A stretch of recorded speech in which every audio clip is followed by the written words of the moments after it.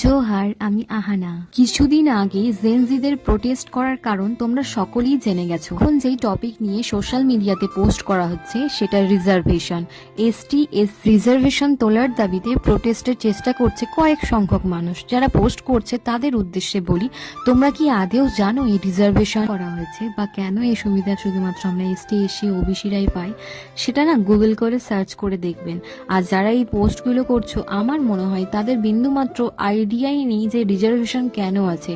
আর যদি আইডিয়া থাকে তাহলে কিন্তু এই পোস্টগুলো করছে মানুষকে বিভ্রান্ত করার জন্য। আমি একজন এসটি মেয়ে হয়ে এরকম পোস্ট করছি, আমাকে অনেকে শুনিয়েছে আগে, এই রিজার্ভেশন নিয়ে এখনো শোনাবে, তাতে আমার বিন্দুমাত্র কোনো যায় আসে না। তার কারণ এই রিজার্ভেশনের অ্যাকচুয়াল মিনিং বা অ্যাকচুয়াল ব্যাপারটা আমার জানা আছে বা আমাদের এসটিদের জানা আছে।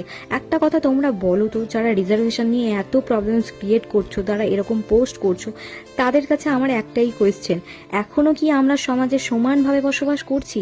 সমানভাবে আমরা সম্মান পাই? সমানভাবে আমরা আর্থিক দিক থেকে এগিয়ে আছি কি? আদেও কি আছি? আমাকে এই কোয়েশ্চেনের অ্যান্সারটা অবশ্যই কমেন্ট সেকশনে দিয়ে যেও। আমরা সাঁওতাল বা আদিবাসী এই সময়ে এসেও আমরা অনেক পিছিয়ে আছি আর্থিক দিক থেকে। তবে হ্যাঁ, মানসিক দিক থেকে আমরা মনের দিক থেকে অনেক বড়। কাউকে কখনোই ছোট করে কথা বলি না।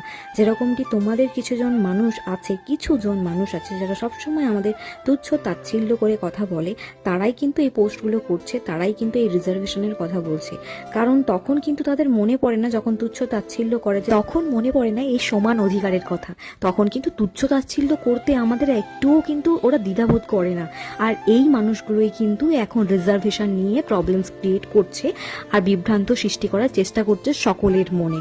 আমি একটা কথা বুঝতে পারি না, তোমরা কি চাও? যখন সমান অধিকার আমাদের দেওয়া হয় তখন কিন্তু সেই অধিকার নিতে দাও না, আর যখন এই জিনিসগুলোতে রিজার্ভেশন আছে এগুলোতে তোমাদের খুব প্রবলেম। আমি কিছু সংখ্যক মানুষ আছে যারা আমাদের এসটিদের বা সাঁওতালদের উন্নতি সহ্য করতে পারে না। যখনই দেখছে আমরা অনেকটা এগিয়ে যাচ্ছি তখন কিন্তু আমাদের উপর থেকে টেনে নামানোর চেষ্টা করা হয়।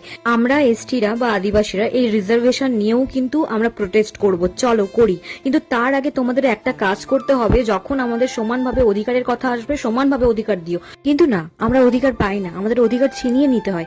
আমাদের ভাগের জিনিসটা আমরা এখনো ছিনিয়ে নিচ্ছি। আমাদের অধিকার এটা, এই সময়ে এসে এখনো আমরা প্রতিবাদ করে যাচ্ছি আমাদের অধিকারের জন্য। এই সময়ে এসে অধিকারের জন্য আপনারাও কি লড়ে যাচ্ছেন?